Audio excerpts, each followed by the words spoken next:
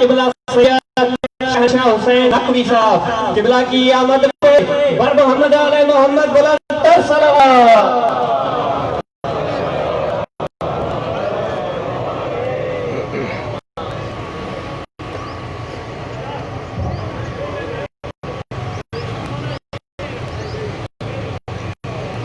فاتحة. بسم الله الرحمن الرحيم. الرحمن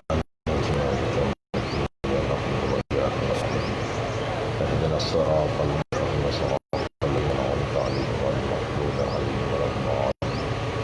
صل على محمد وعلى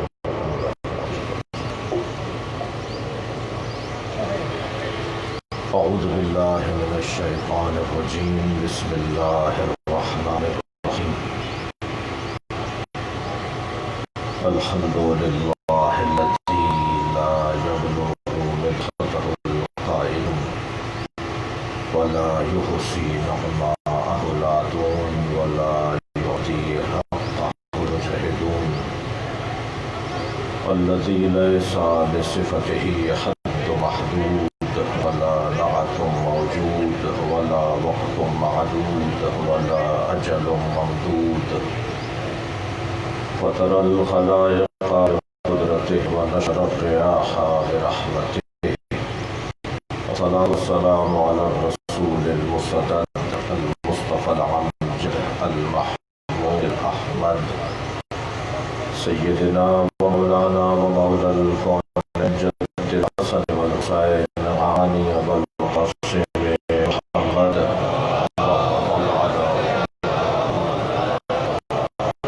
وآل الطيبين الطاهرين المعصومين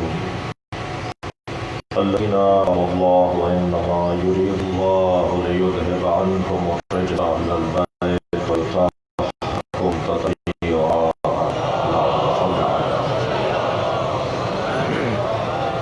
ولعنة الله على أعدائهم أجمعين من يوم عداوتهم إلى قيام يوم الدين.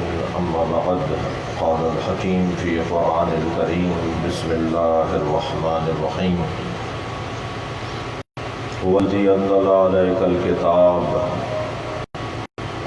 منه آيات محكمات هن أم الكتاب وأخر متشابهات فأما الذين في قلوبهم زيغ فيتبعون ما تشابه منه ابتغاء الفتنة وابتغاء تأويله وما يعلم تأويله إلا الله والراسخون في العلم. صلوات.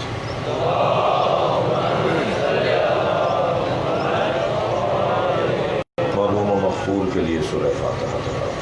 بسم اللہ الرحمن الرحیم. الحمد للہ رب العالمین الرحمن الرحیم مالک یوم الدین نعبد وإیاک نستعین اهدنا الصراط المستقیم صراط الذین أنعمت عليهم غیر المغضوب علیہم ولا الضالین. بسم اللہ الرحمن الرحیم. قل هو اللہ احد الله الصمد لم يلد ولم يولد ولم يكن له كفوا احد. بسم الله الرحمن الرحيم. قل هو الله احد الله الصمد لم يلد ولم يولد ولم يكن له كفوا احد. اللهم صل على محمد وعلى آل محمد. قرآن مجید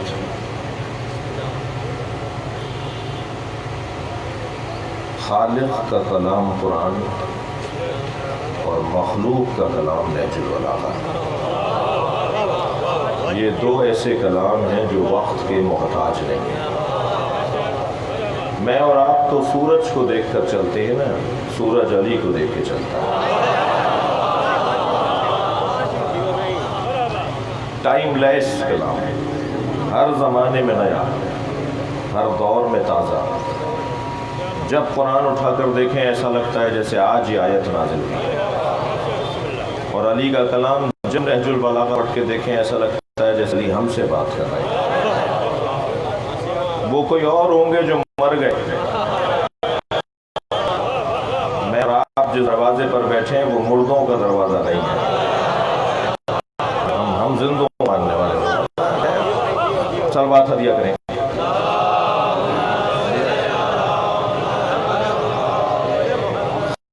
قرآن جو ہمارے سامنے یہ وقت کا محتاج نہیں ہے، ہر زمانے میں نیا رہے گا، ہر زمانے میں تازہ رہے گا۔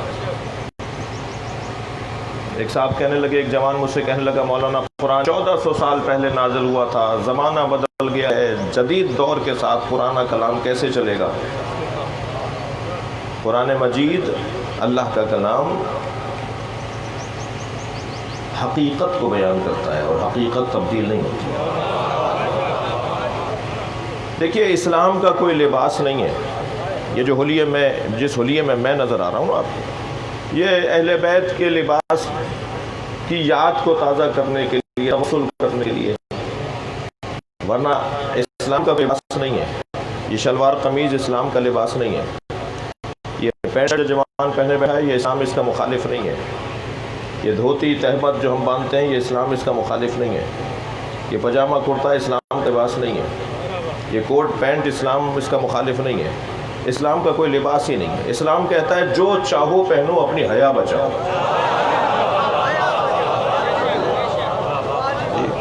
اسلام کی کوئی غذا نہیں ہے فلاں اسلامی ڈش، آج بریانی اتنی استعمال ہو رہی ہے کہ شاید آگے جا کے اس بریانی کو اسلام کی ڈش کہہ دیا جائے۔ اسلام کا کوئی کھانا نہیں ہے۔ اسلام کہتا ہے جو چاہو کھاؤ، مگر حلال کھاؤ، حرام نہ کھانے پاؤ۔ اسلام کی کوئی سواری نہیں ہے۔ یہ گھوڑا، یہ خچر، یہ گدھا، یہ اونٹ، یہ اونٹنی، یہ اسلام کی سواریاں نہیں ہیں۔ وہ اور بات ہے کہ اللہ کا بنایا ہوا اور بندوں کے بنائے ہوئے فرق ہے۔ اللہ کی جو بنائی ہوئی سواری ہے وہ شان سے اپنے اوپر سوار کو بٹھاتی ہے، اور جو بندوں کی بنائی ہوئی سواری 2 کروڑ کی بھی ہوگی تو پہلے گردن جھکوائے گی، پھر بیٹھنے دے گی۔ بندہ سمجھ رہا ہے کہ میں ترقی کر رہا ہوں، اور یہ تو پرانا نظام ہے کہ اللہ کے بنائے ہوئے کو مانو گے تو عزت مند رہو گے، اور اگر اپنے ہاتھ کا بناؤ گے تو قدم قدم پہ شرمندہ ہو جاؤ گے۔ تو اللہ کے نظام سے جڑنا چاہیے۔ ویسے بھی اللہ کے بنائے ہوئے میں، بندوں کے بنائے ہوئے میں بہت موٹے موٹے روشن فرق ہے۔ بندے جب بناتے ہیں تو اپنے جیسے ہی بناتے ہیں، اور جب اللہ بنائے گا تو اپنی صفات کا جلوہ گر بنائے گا۔ اور جو تجربہ کرنے کے شوقین ہیں، جتنے بھی فنون ہیں نا، وہ سب تجربے کی بنیاد پر آگے بڑھے ہیں۔ میر انیس رحمۃ اللہ علیہ جی، انہوں نے جو پہلا مرثیہ کہا تھا اور جو آخری مرثیہ کہا، دونوں میں فرق ہے۔ یہ مائک جو آج میرا گریبان بھی پکڑے بیٹھا ہے، جو سب سے پہلا بنا تھا، آج وہ کسی میوزیم میں ہوگا، اور یہ جو آخری اور آج لیٹسٹ اور جدید ہے، وہ اس شکل میں آ گیا ہے۔ یہ آہستہ آہستہ ترقی کر رہا ہے۔ پہلے تصویر کھینچنے کے لیے ایک بڑا ڈبہ ہوتا تھا، ایک صندوق سا ڈبہ ہوتا تھا، اس میں وہ کیمرہ مین اپنی گردن گھسا کر اور پھر تصویر کھینچتا تھا۔ آج یہ چھوٹی چھوٹی کیمرے موجود ہیں۔ آہستہ آہستہ فن ترقی کر رہا ہے۔ ایسے ہی ہے، مصور جب تصویر بناتا ہے تو پہلی تصویر اتنی اچھی نہیں تھی جتنی آخری تصویر اچھی ہوئی۔ شاعر جب پہلا کلام کہتا ہے، اس کا پہلا کلام اتنا اچھا نہیں تھا جتنا اس کا مثلا 200 نمبر کا کلام، 200 کلام کہنے کے بعد کلام اچھا ہو گیا۔ تو انسان تجربہ کر کے ترقی کی طرف جاتا ہے۔ اللہ کہتا ہے کچھ چیزوں میں تمہیں تجربہ کرنے کی اجازت نہیں ہے۔ 2 ذمہ داریاں میری ہیں، تم اپنی گردن پر نہ لو۔ اللہ کہتا ہے 2 کام میرے ہیں، تم نہ کرو۔ ایک رزق دینا میرا کام ہے، دوسرا ہادی بنانا میرا کام ہے۔ خبردار، ہادی بنانے کی تم کوشش نہیں۔ تم ہادی بناؤ گے تو اگر تم نے کسی کو ہادی بنایا ہے تو تم اس کے ہادی کیوں نہیں ہو؟ اگر تم نے ہادی بنا لیا تو پھر تو تمہیں حق میں ہادی ہونا چاہیے۔ تو بس یہی فرق ہے، کچھ تجربوں کی بنیاد پر باکمال تک پہنچتے ہیں، کچھ اللہ کا نظام مان کر باکمال تک پہنچتے ہیں جی۔ تجربہ کر کے کچھ چوتھے نمبر پہ باکمال پر پہنچے، اور کچھ اللہ کا نظام مان کر پہلے مرحلے پر ہی باکمال پر پہنچے۔ تو بہتر تو یہ ہے کہ جو کام اللہ کا ہے وہ اللہ ہی کے حوالے رہے۔ اگر آپ میرے ساتھ ہیں تو میں منزل بیان پر آپ کو روکنا چاہتا ہوں، میں اور ذرا بہتر کر لیتا ہوں۔ 4 کام عالم نے اپنے حبیب کے حوالے بھی نہیں کیے۔ کروں 4 ایسے کام ہیں جو اللہ نے اپنے حبیب کو بھی نہیں دیے۔ سب سے پہلا کام، خبردار بولنا نہیں جب تک میں نہ کہوں۔ بولو تقول علینا بعد الاویل، اگر تم نے اپنی طرف سے ہماری طرف کوئی چیز منسوب کر دی کہ یہ اللہ نے کہا ہے، تو میں رگے گردن سے زیادہ قریب ہوں۔ خبردار، ہماری اجازت کے بغیر نہیں بولنا۔ اور نبی نے اللہ کے حکم پر اتنا عمل کیا کہ پھر اللہ نے مہر تصدیق کو ثبت کر دیا، وما ينطق عن الهوى هو الا وحی یوحی۔ میرا حبیب بولا ہی نہیں ہے مگر ہے تو وحی مطابق بولا ہے۔ پہلا کام اللہ نے نہیں بولا آپ کو مگر یہ کہ جو ہم کہیں وہ بولا، یہ اللہ نے اپنے حبیب کے حوالے بھی نہیں رکھا۔ دوسرا کام جو اللہ نے اپنے حبیب کو بھی اجازت نہیں دی، بڑی حساس وادی ہے، بڑی ادب کی پگڈنڈی ہے جہاں سے گزر رہا ہوں، بے ادبی کا خوف ہے، لیکن ایک مفہوم ہے جسے بیان کرنے جا رہا ہوں۔ دوسری چیز جو اللہ نے اپنے حبیب کو بھی نہیں دی، قبیلہ بنی نذیر کے لوگ آئے کہ ہم مسلمان ہونا چاہتے، پورا قبیلہ، مگر ہماری 3 شرطیں ہیں۔ سب سے پہلی شرط ہماری یہ ہے، اچھا دیکھیے، جو شرط و شرائط لگا کر مسلمان ہو پھر وہ شرط و شرائط پر واپس بھی چلا جائے گا۔ ایک جملہ اور کہہ دوں اپنے ان جوانوں کے لیے، میری خوش قسمتی ہے کہ مجلس میں 50% سے زیادہ جوان ہیں، یہ میری خوش قسمتی ہے۔ ایک جملہ کہہ دوں، اہل بیت کا چاہنے والا، مولا کا ماننے والا، معجزے سے مولا کو نہیں مانتا، مولا کو مولا۔ مولا معجزہ دکھائیں گے تو میری نوکری نہیں لگ رہی، میرا گریڈ نہیں بڑھ رہا۔ اچھا، مولا سے کاروبار ہے کہ ہمارا کہ نوکری ملے گی تو مولا کو مانوں گا، نوکری نہیں ملے گی تو نہیں مانوں گا۔ معجزہ دکھا دے، سب کو معجزہ دکھاتے ہیں، مجھے نہیں دکھاتے۔ تم سب نہیں ہو، تم اپنے ہو۔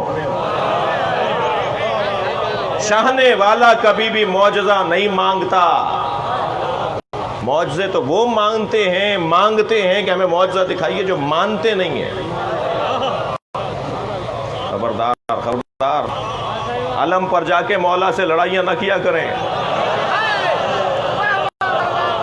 صلوات پڑھے مولا عباس کی ذات پر۔ جی کہنے لگے جی 3 شرطیں ہیں، ہم اسلام قبول کرنا چاہتے ہیں مگر ہماری 3 شرطیں ہیں۔ پہلی شرط تو ہماری یہ ہے کہ ہمیں نماز پڑھنے کا نہ کہا جائے۔ آج بھی سارا مسئلہ نماز کی مخالفت میں اسی وجہ سے ہے، پڑھنا مشکل ہے نا۔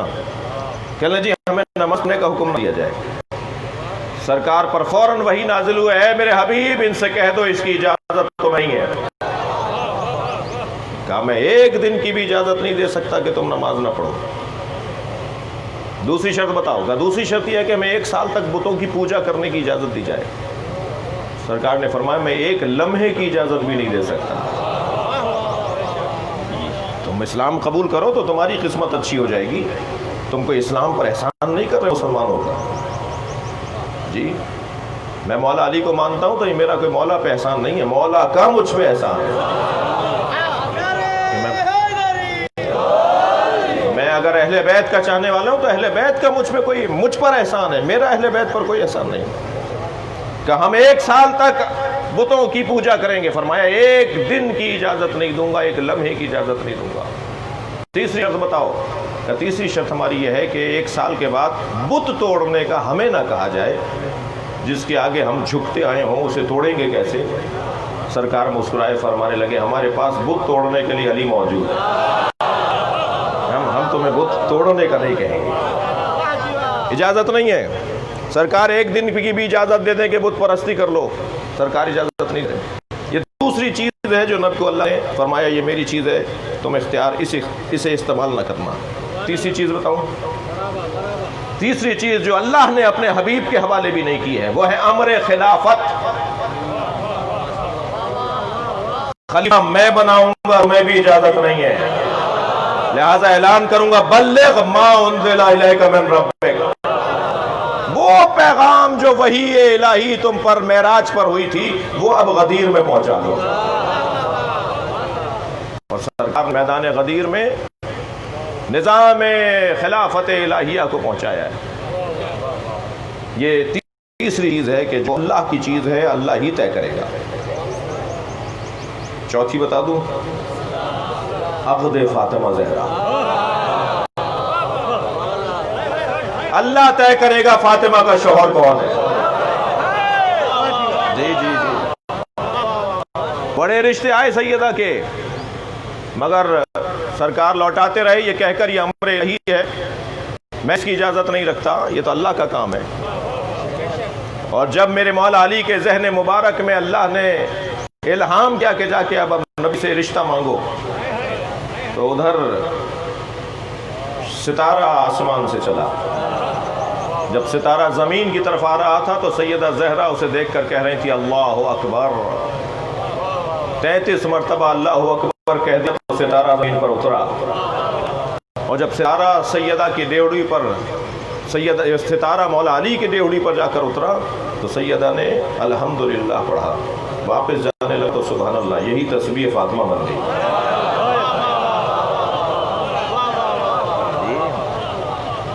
اب طے پایا کہ کون ہے فاطمہ کا شوہر۔ جوانوں کی تعداد خاصی بیٹھی ہے، ابھی 1 مہینہ ہے، شادیاں کر سکتے ہیں آپ جی۔ البتہ ممکن ہے مجلس کے بعد مجھ سے کوئی کہے مولانا اپنے جوانوں کے ساتھ ہی کیوں محدود کر دیا، ابھی تو امیدوار ہے۔ تو یہ موضوع ہے کہ یہ تو 90 سال کا وضو بھی کچھ دیر کے لیے سنبھل کے بیٹھ جاتا ہے کہ جی میں تو امیدوار ہوں۔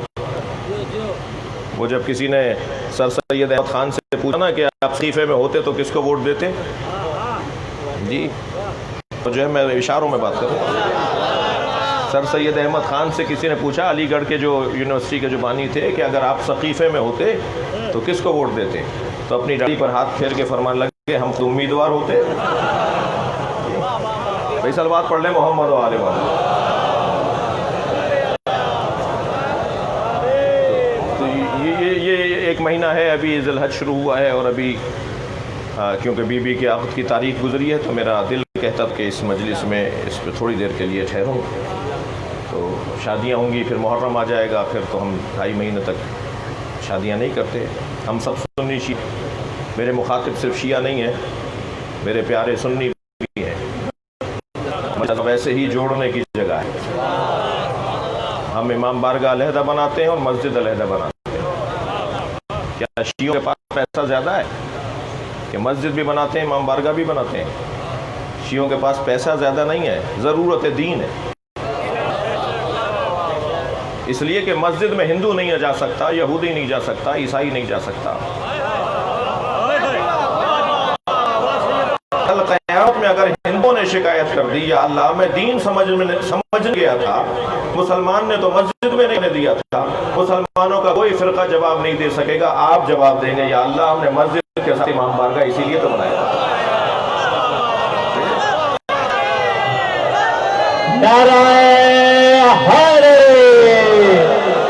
یہ حسین کا خیمہ ہے، ہر آنے والے کو کھلا رہنا چاہیے، کوئی پابندی نہیں ہے میرے برابر میں ہندو نہیں بیٹھ سکتا، کیوں نہیں بیٹھ سکتا؟ کوئی پابندی نہیں ہے ہماری مجلس میں عیسائی نہیں آ سکتا، کیوں نہیں آ سکتا؟ سنی تو ویسے ہی ہماری جان ہے۔ میں تو کہہ چکا ہوں، میں شہنشاہ حسین کو بھی سنی ہوں۔ یہ کیسے ممکن کوئی شیعہ ہو اور وہ سنی نہ ہو؟ یہ کیسے ممکن ہے؟ سوال پڑھیں گے سید کی ذات پر۔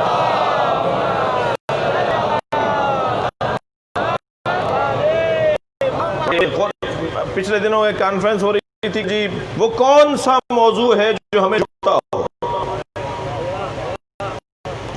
ابھی چند پہلے صدر مملکت کی میٹنگ میں بیٹھے تھے، باقی محرم کی SOPs کے حوالے سے، تو ہم نے یہ کہا تھا کہ عزاداری امام حسین اس خطے کی نہیں پوری دنیا کی تہذیب ہے، اور خاص طور پر سندھ کا تو حسن ہی کچھ اور ہے۔ سندھ کا حسن ہی کچھ اور ہے، یہاں کی ثقافت میں تشیع ہے، یہاں کا ہندو یا عالی مدد بول رہا ہے؟ یہاں کا سنی بھی گھر پہ علم لگاتا ہے. میں نام نہیں لوں گا. ایک بہت بڑے سیاستدان ہیں پاکستان کے, مجھ سے کہنے لگے جی حیدرآباد میں 400 پیڑوں کا پرمٹ ہے, 400 پیڑ نکلتے ہیں محرم میں, عشر اولا میں حیدرآباد میں. کہنے لگے آپ شیعوں کے تو صرف 50 ہیں, 350 تو ہم سنیوں کے ہیں. یہ تو ایک حیدرآباد کی مثال ہے, پورے صوبے میں ایسا ہی ہے. تو ہم نے صدر صاحب کی میٹنگ میں کہا کہ خبردار عزاداری کے بارے میں یہ نہ سوچئے گا کہ یہ شیعوں کا مسئلہ ہے. میں خود ہندوؤں کے ہاں کی مجلس پڑھتا ہوں, 2 مجلس میں سال میں پڑھتا ہوں جس کا بانی ہندو ہوتا ہے. یہ کس نے کہہ دیا کہ ہماری ہے کربلا؟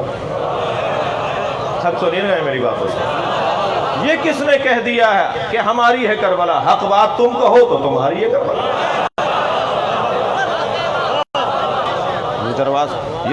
یہ دروازہ تو سب کے لیے کھلا ہوا ہے. مجھے چہرے نظر آ رہے ہیں, میں چہرے محسوس کر رہا ہوں کہ اہل سنت تشریف فرمائے, اور الحمدللہ یہ حسن ہے ان مجالس کا. کسی کو حق نہیں ہے کہ وہ روکے. اور میں عرض کرتا ہوں یہ باتیں میری تکراری ہیں. نیاز خود بنا کر کھا لینا کارنامہ نہیں ہے. یہ کیا بات ہوئی کہ نیاز کی اور نیاز بنائی اور کھا لی؟ کارنامہ تو یہ ہے کہ نیاز آپ بنائیں اور انہیں کھلائیں جو نہیں کھاتے. اچھا منع کر دیں, کوئی بات نہیں, ناراض نہ ہوئیے گا. بھائی نیاز بھیجیے مولا حسین کی, کہا ہم نہیں کھاتے نیاز, کوئی بات نہیں, ناراض نہ ہو. دوبارہ جب بنائے پھر بھیجیے گا. دوسری دفعہ بھی اگر نہ لیں, نیاز نہ کھائیں تو ناراض نہیں ہوئی گا. تیسری دفعہ پھر بھیجیے گا. یہ آپ کا اور اس کا مسئلہ نہیں ہے, اس کا اور حسین کا مسئلہ ہے. میں اور آپ تو نوکر ہیں بھائی. شیعہ امام حسین کے عزاداری کے مالک نہیں ہیں. شیعہ امام حسین کے عزاداری کے نوکر ہیں, اور نوکروں کو اپنی اوقات میں رہنا چاہیے, مالک کے مہمانوں کا خیال کرنا چاہیے. میرا تجربہ ہے, آپ بھی کر کے دیکھ لیجئے گا. جو نیاز نظر نہیں کھاتے, آپ 3 دفعہ سے زیادہ ضرورت نہیں پڑے گی, 4تھی دفعہ ان کے ہاں سے نیاز آئے گی. ہم بھی نیاز کرتے ہیں. گھٹن دور کیجئے, دوریاں ختم کیجئے, پیار بڑھائیے, محبتیں بڑھائیے. یہ سوشل میڈیا اس وقت بھی میری کوئی 50 تصویریں بن رہی ہیں, 50 ویڈیو بن رہی ہیں جی, گنا نہیں, اندازاً کہہ رہا ہوں. سوشل میڈیا کے جو بہت سے فائدے ہیں, وہاں بڑے شدید نقصان ہیں. کلپ کو کاٹ پیٹ کر آدھا پیچھا نکال کر اور ایک نئی بات بنا کر پیش کیا جاتا ہے تاکہ 3-4 منٹ میں یہ وائرل زیادہ ہو جائے اور اس کو یہ یوٹیوب سے کچھ ڈالر آ جائے. اچھا خاصا کمائی کا دھندا ہے اس وقت سوشل میڈیا جی, اور پھر اس سے دل آزاریاں ہوتی ہیں. میں اپنے شیعہ بچوں سے کہوں گا, کوئی ایسا جملہ اپنے واٹس ایپ گروپ میں, اپنے کسی فیس بک پر کسی بھی میسج کی صورت میں کوئی ایسا جملہ نہ لکھیے جو سنی بھائی کی دل آزاری کا سبب ہو. توجہ ہے جی. آپ حضرت ابوبکر کو, حضرت عمر کو, حضرت عثمان کو اگر حاکم مانتے ہیں اور اللہ کی طرف سے خلیفہ نہیں مانتے, اور مولا علی کو خلیفہ بلا فصل مانتے ہیں, تو اس کا یہ مطلب نہیں ہے کہ سنی بھائی بھی آپ کی طرح مانتا ہے. اس کے نزدیک ان کا مقام بہت بلند ہے. لہذا کوئی ایسی بات ان کے بارے میں نہ کہیں کہ جو دل آزاری کا سبب ہو. اور حضرت عائشہ ٹھیک ہے مولا کائنات سے لڑی, ہمارے لیے وہ معتبر نہیں ہے, مگر معتبر نہ ہونا دلیل نہیں ہے کہ میں بے احترامی بھی کروں. یہ میں ٹی وی چینلز پہ کہتا ہوں تو ممبر پہ مجھے کیا نشانی ہے. اہل بیت سے جو بھی آ کے لڑے گا ہمارے نزدیک وہ معتبر نہیں ہے, مگر معتبر نہ ہونے کا مطلب نہیں ہے کہ میں ان کے لیے برا بھلا کہوں, انہیں نامناسب جملہ کہوں. جب مولا علی نے انہیں شان سے گھوڑے کو بٹھا کے مدینے پہنچایا تو مجھے بھی ان کے بارے میں الفاظ بولتے وقت احتیاط کرنا ہوگا. پھر ہم یہاں ساتھ رہتے ہیں, ہماری تو رشتہ داریاں ہیں, تعلقات ہیں, پڑوس ہے, دوستیاں ہیں, ایسے ہی ہے.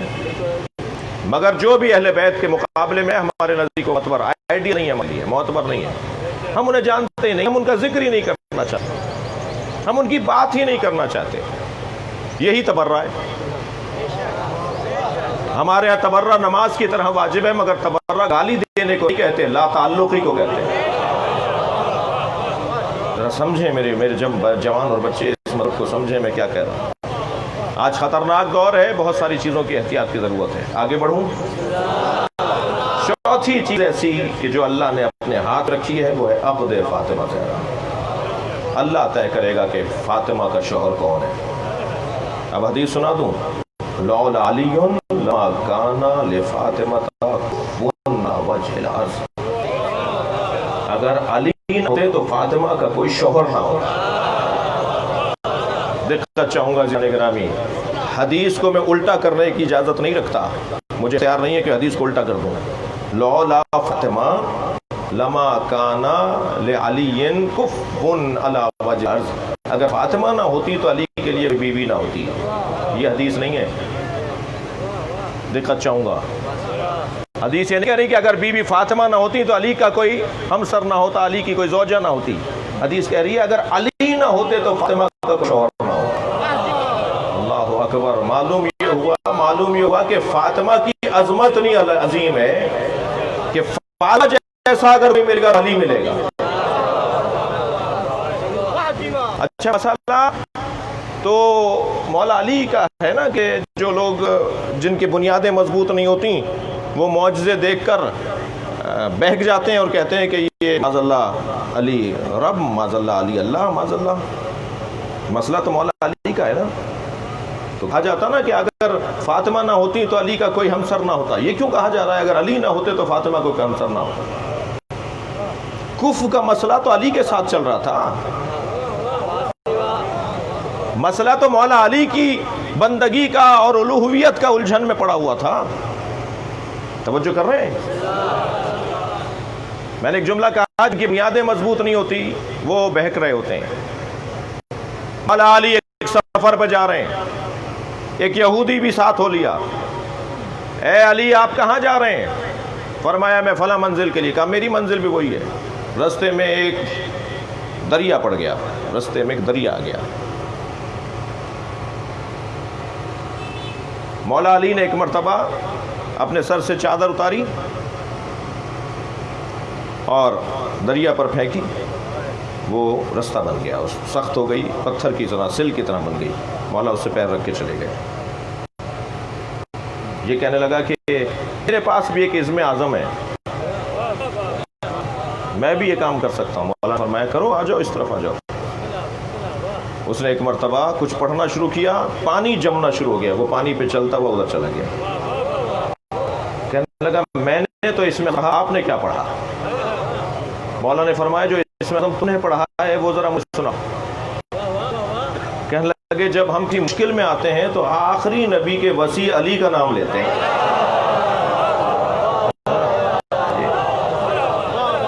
سلوات پڑھیں مولا کی ذات پہ۔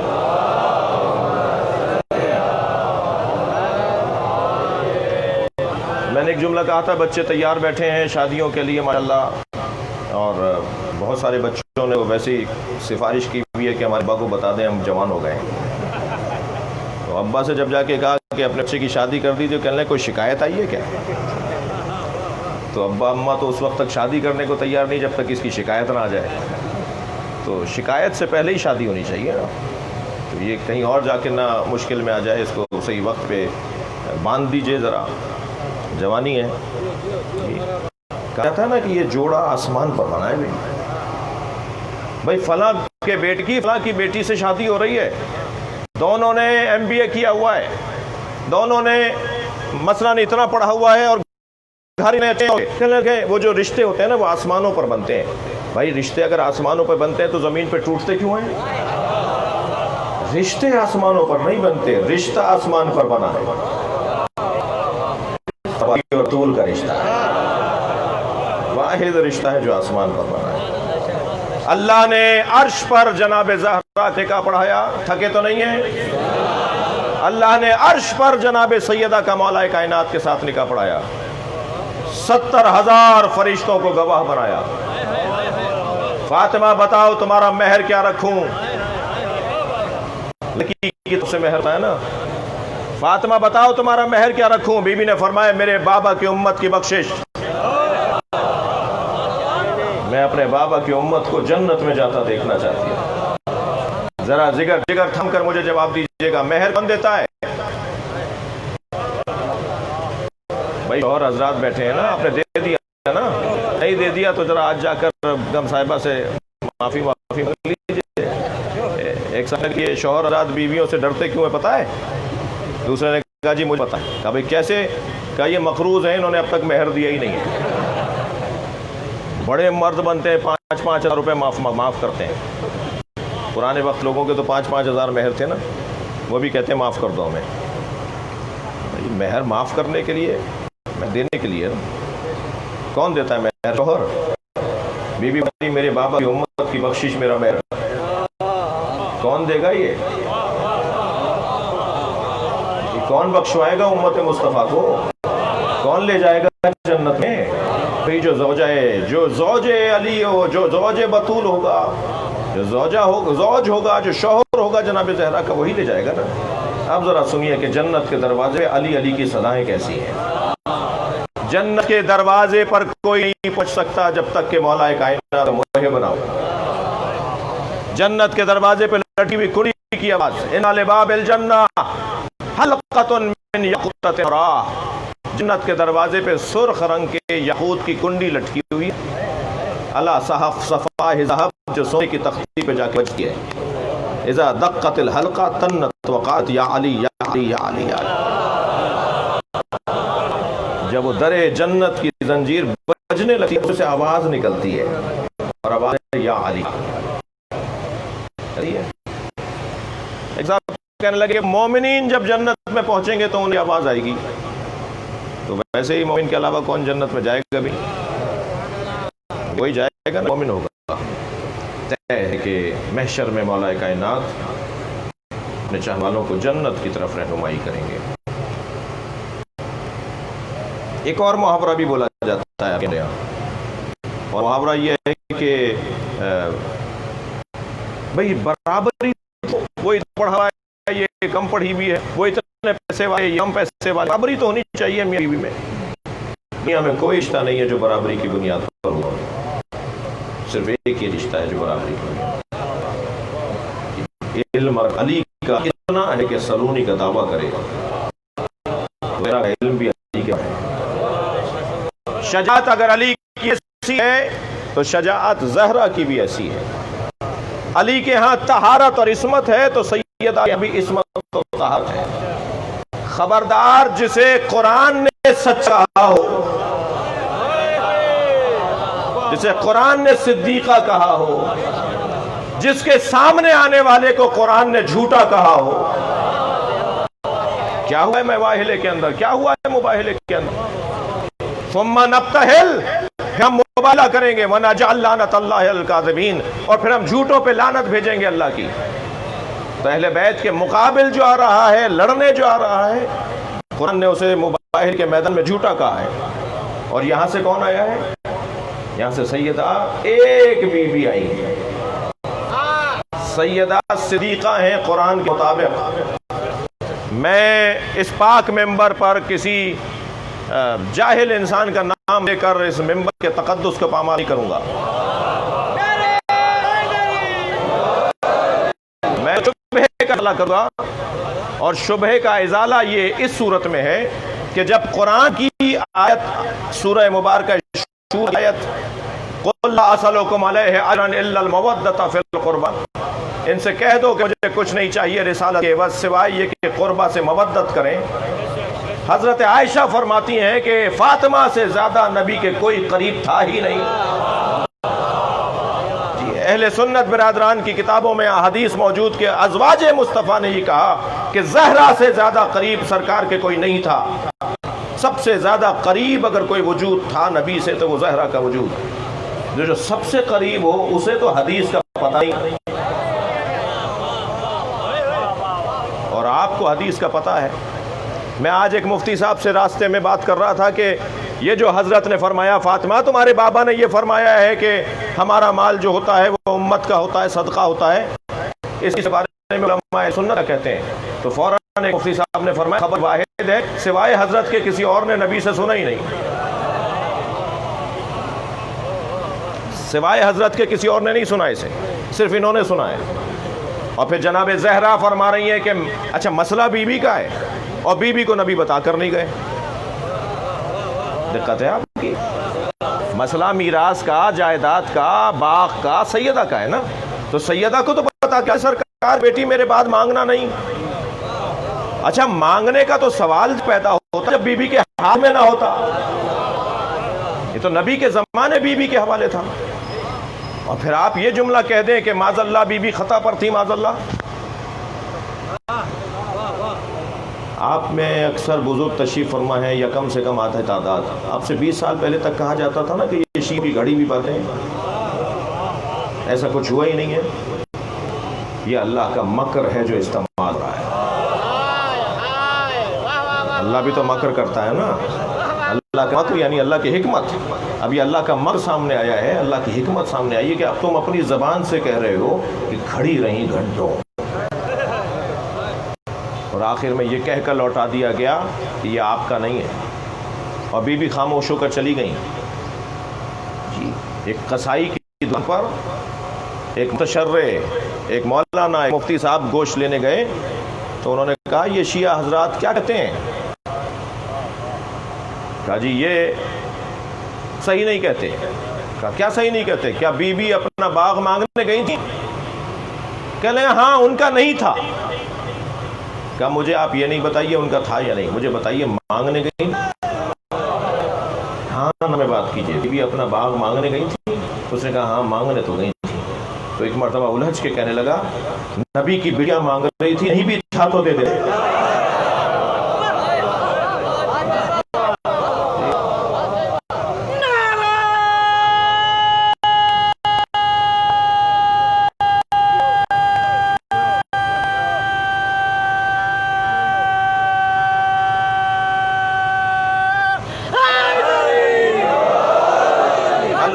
الحمدللہ بہت سارے اس وقت اہل سنت کے علماء, اہل سنت کے دینی مدارس بہت ہی اچھے انداز سے اس مقدمے میں اپنا حصہ ڈال رہے ہیں. سب سے زیادہ برادران اہل سنت نے, علماء اہل سنت نے اس شخص کے خلاف آواز اٹھائی ہے جس نے بی بی کو معاذ اللہ خطا پر کہا ہے. اور ہم آفرین مرحبا شاباش بولتے ہیں اور ان کے لیے دعا گو ہیں.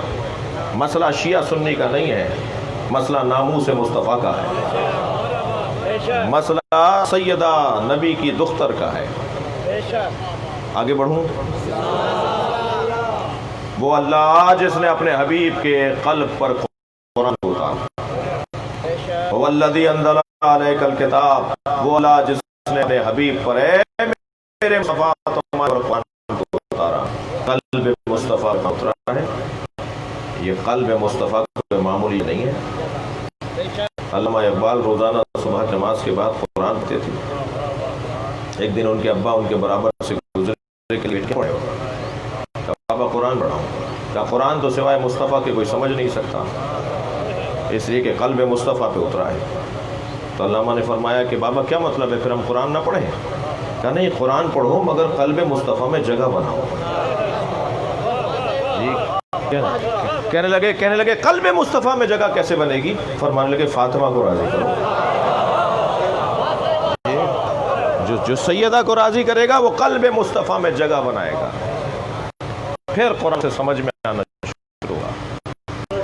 قلب پہ اترنے والا کلام ہے جس کی دو قسمیں, آیات محکمات اور آیات متشابہات. محکم آیتیں, متشابہ آیتیں.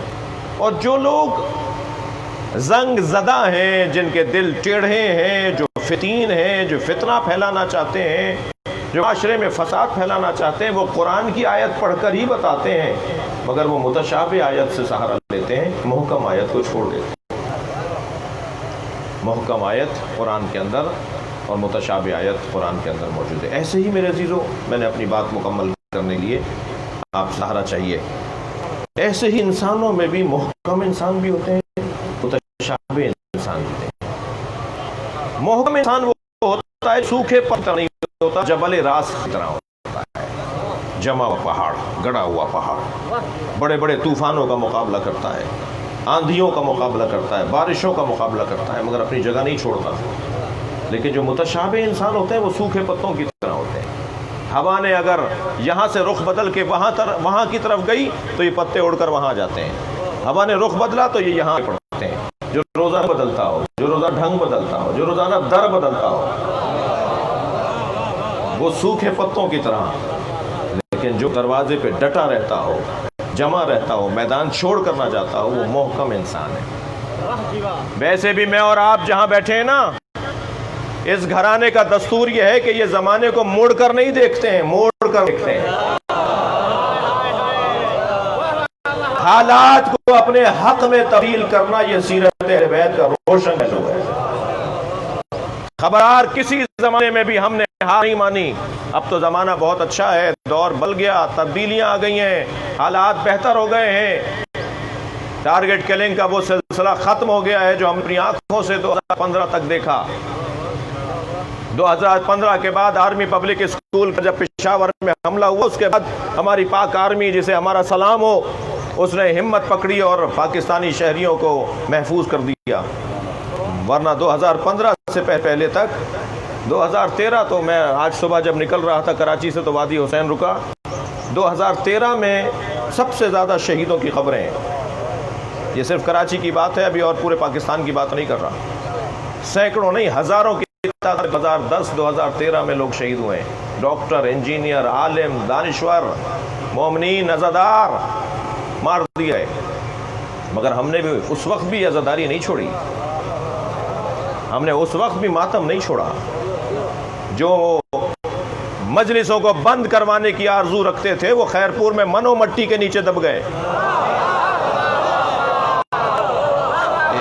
ہم تو آج بھی چوک پہ مجلس کر رہے ہیں، اس لیے کہ ہم کسی کو تکلیف دینے کے لیے کام نہیں کر رہے ہیں۔ بات کھڑا کی گئی ہے، سوائے انبیاء کے نام کے ساتھ علیہ السلام نہیں کھائے گا۔ جی پہلے تو انہیں کوئی بتا دے یہ پاکستان ہے، یہ پاکستان ہے۔ تمہاری فنڈنگ سعودی عرب سے بند ہو گئی ہے، جی اب وہاں سے پیسہ آنے والا نہیں ہے۔ اب تو یہ چائنا اور ایران کا اگر معاہدہ ہو گیا نا تو سارے یہ ہڈیاں چوسیں گے ایران کی آکے، وہاں اب یہ سب کا ریزر ہو جائے گا۔ جی یہ ہونے جا رہا ہے، اب سپر پاور ایران بننے جا رہا ہے۔ 70 سال پہلے جو علامہ اقبال نے کہا تھا نا، تہران کو جنیوا دیکھنا چاہتے ہیں، اب تہران عالمی سطح پر مرکز بننے جا رہا ہے۔ یہ ابھی اگر معاہدہ ہو گیا نا، جس کی ابھی خبریں آنے بھی سن لی ہیں، تو رخ ہی دنیا کا بدلے گا۔ ویسے بھی مستقبل تشیع کا ہے، اس لیے کہ امام مہدی ہمارے ہیں، یہ ہم اس زبان کے ساتھ چلنے والے لوگ۔ میرے سنی بھائی خفا نہ ہو، بات سننے کی کوشش کریں۔ طے ہے کہ وقت بدل رہا ہے، دور تبدیل ہو رہا ہے، ایک جیسا وقت نہیں رہتا۔ موت کی مجلس ایک جملہ سنیں، پریشان حال جو مجلس بیٹھے وہ جملہ سنیں۔ مشکلات پریشانیوں میں مبتلا لوگ، جو حاجتوں کے گھرے ہوئے لوگ مجلس میں بیٹھے ہیں، وہ ایک جملہ سنیں۔ محمود اور ایاز، محمود غزنوی کا نوکر تھا ایاز، اور یہ کرسی پہ بٹھاتا تھا دربار میں اپنے نوکر کو۔ تو کرسی پہ بیٹھنے والے وزیر تھے، وہ کہتے تھے کہ یہ نوکر کو ہمارے برابر میں کیوں بٹھاتے ہو؟ تو یہ کہتا تھا یہ تم سے زیادہ ذہین ہے۔ تو کہا جی ثابت کیجئے ہم سے زیادہ ذہین ہے۔ تو بہت ساری چیزوں سے ثابت کیا، ان میں سے ایک چیز کہنے لگا، بتاؤ ایک جملہ مجھے بتاؤ جو میری خوشی میں بھی کام آئے، میرے غمی میں بھی کام آئے۔ میں جب بہت پریشان ہو جاؤں تب بھی وہ جملہ مجھے کام آئے، جب میں بہت خوشحالی میں، بہت ہی شادمانی میں ہوں، جب بھی وہ جملہ مجھے کام آئے۔ ایک ہی جملہ دونوں جگہ کام آئے۔ کسی نے کچھ کہا، کسی نے کچھ کہا، ایاز تم باؤ، کہنے لگے حضور یہ وقت بھی گزر جائے گا، یہ وقت بھی گزر جائے گا۔ میں تو کہتا ہوں بڑے لوگ ہیں جو خوف رکھتے ہیں کہ یہ پیسہ، یہ کرسی ہمیں کہیں ہاتھ سے نہ نکال دے، ہم اپنے قابو سے ہی نہ نکل جائیں، اپنا ہی تسلط ہمارے اوپر نہ رہے۔ بڑے لوگوں کو تو اپنی کرسی کے پیچھے یہ توغرہ بنوا کے لگوانے کی ضرورت ہے۔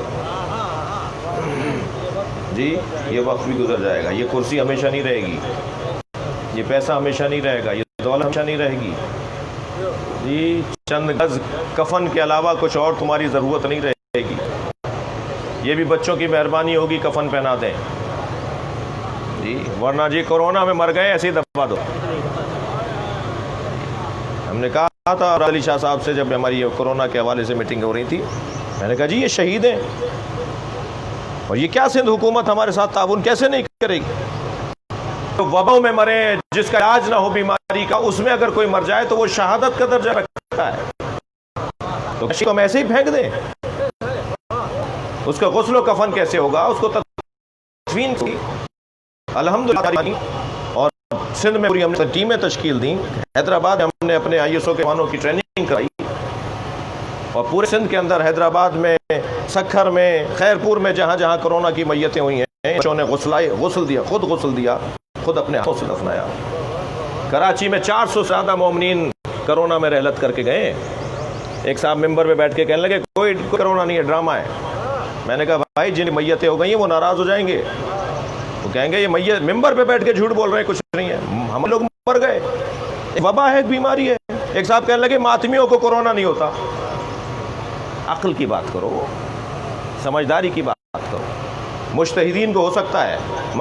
50 ماتمی کراچی میں رحلت کر گئے کرونا میں، 85 لاہور میں رحلت کر گئے ماتمی۔ یہ کیا بات ہوئی کہ ماتمیوں کو نہیں ہوتا؟ شیعوں کے لیے نہیں ہے، سب کے لیے بیماری ہے نا۔ اب آ رہا ہے محرم، آج کی مجلس تو چند فیصد کے علاوہ نہیں ہے، اور پولیس تو کسی کو ماسک نہیں لگائے گی۔ میں خود نہیں حفاظت ہوگا تو میں سکوں گا۔ ابھی یہ بیماری کم ہوئی ہے، ختم نہیں ہوئی ہے۔ جب تک ویکسین نہیں آئی یہ بیماری رہے گی۔ تو میں گزارش کر رہا ہوں انتہائی مؤدبانہ کہ اپنا خیال خود کیجئے، اپنی احتیاط خود کیجئے، اپنے آپ کو خود بچائیے، کوئی کسی کو نہیں بچائے گا۔ وقت گزر جائے گا مگر ایک اچھی قوم ہونے کا ثبوت ہم دیں گے۔ مجلس ہوگی مگر احتیاط کے ساتھ ہوگی، جلوس نکلیں گے مگر احتیاط کے ساتھ نکلیں گے۔ مولا کا ذکر ویسے ہی ہوگا جیسے ہر سال ہوتا تھا، اس لیے کہ اس کے پیچھے دعائے زہرا ہے۔ ہمارا تو عزاداری اور تشیع، ہمارے ہاں دو چیزیں نہیں ہیں، تشیع ہی عزاداری ہے، عزاداری ہی تشیع ہے۔ یہ ککڑی بیچنے والا، یہ ٹماٹر کا ٹھیلا لگانے والا، جی یہ سبزی کا ٹھیلا لگا کر سارے دن محنت مزدوری کرنے والا جب رات کو کرتا ہے تو ٹھیلا کھڑا کر کے کہتا ہے مجھے امام بارگاہ جانا ہے، وہاں مجلس ہو رہی ہے۔ اس کا پورا دین مجلس ہے، اس نے سیکھا ہے، وہ مجلس سے سیکھا ہے۔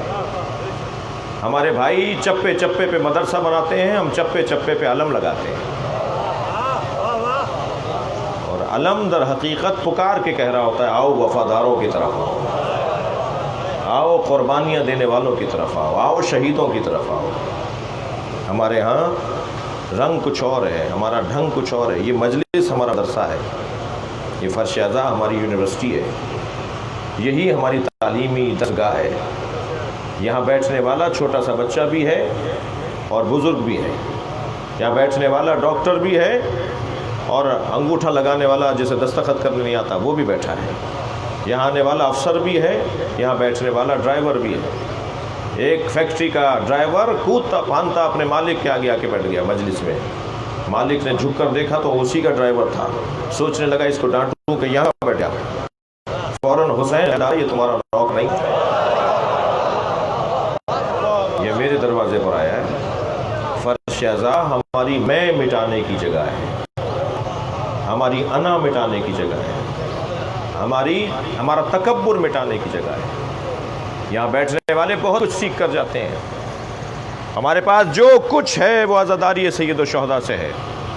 یہ ہر سال کی طرح ہوگی مگر احتیاط کے ساتھ ہوگی، اور آپ ثابت کریں گے کہ آپ محتاط لوگ ہیں۔ وقت گزر جائے گا، کردار باقی رہے گا۔ اسی لیے تو آج 1400 سال بعد بھی اتنا مجمع حسین کے نام جمع ہوتا ہے۔ وقت گزر گیا مگر حسین نہیں گئے۔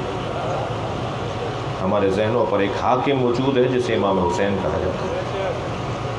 بہت دیر آپ کو میں نے عبادت میں مصروف رکھا، حالانی میں زندگی میں دوسری دفعہ آیا ہوں۔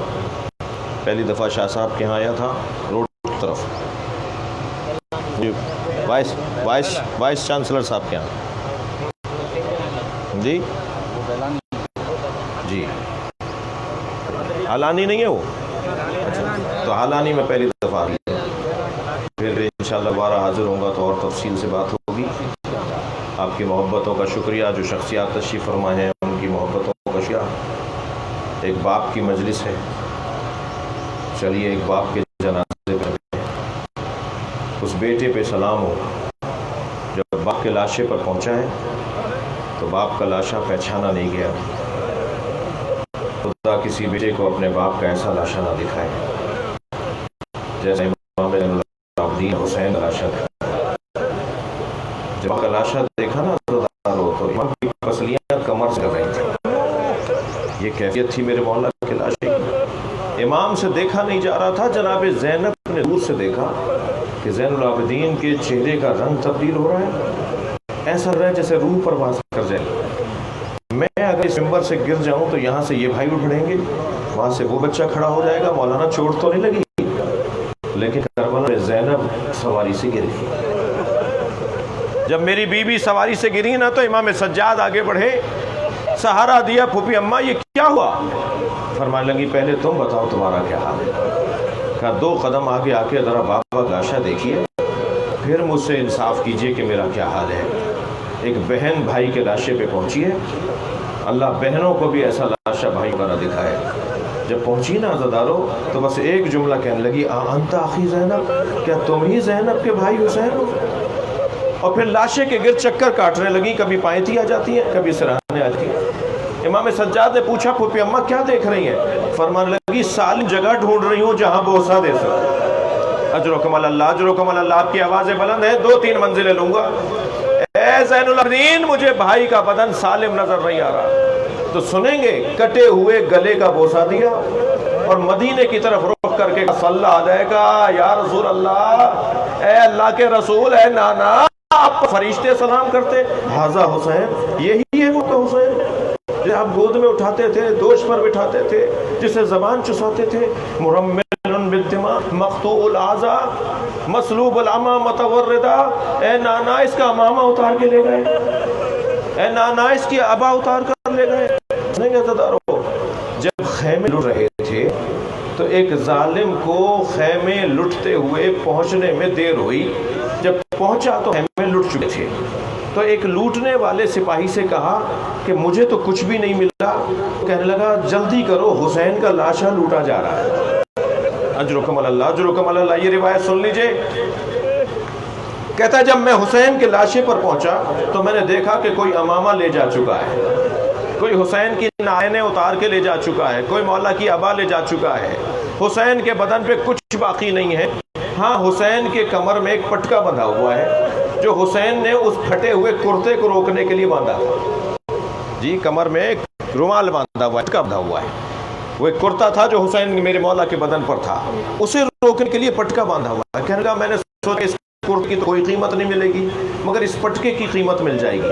یہ ظالم کہتا ہے کہ میں حسین کے برابر میں بیٹھ گیا, میں نے پٹکا اتارنا چاہا تو اس میں 2 گرہیں لگی ہوئی تھی. میں گرہ کو کھولا تو حسین کا ہاتھ اٹھنے لگا اور اس گرہ کے اوپر آ کے رکھ گیا. حسین نے اس گرہ کا ہاتھ رکھ لیا. شہادت کے بعد یہ معجزہ حسین کا. کہتا ہے میں نے بہت چاہا کہ حسین کا ہاتھ اٹھوں اور ہٹاؤں, لیکن حسین کا ہاتھ اتنا بھاری تھا کہ حسین کا ہاتھ ہٹتا نہیں تھا اس گرہ سے. تو کہتا ہے میں خنجر نکال کے حسین کا ہاتھ کاٹ دیا. حسین نے دوسرا ہاتھ اس پٹکے پہ رکھا, میں نے دوسرا ہاتھ بھی کاٹ دیا. میں رونے والوں سے ایک سوال کرتا ہوں, زینب نے کیسے دیکھا ہوگا بھائی کا بدن مقطوع اعضاء اور زینب کے سر پہ چادر نہ رہی. اللہ لعنت اللہ طالبین رونے والوں کی توفیقات میں اضافہ فرما, مرحوم و مغفور کے درجات کو بلند فرما, ان کی کوتاہیوں سے درگزر فرما, امام زمانہ کے ظہور میں تعجیل فرما. مزید سورہ فاتحہ مرحوم و مغفور کے سالے سے. بسم اللہ الرحمن الرحیم.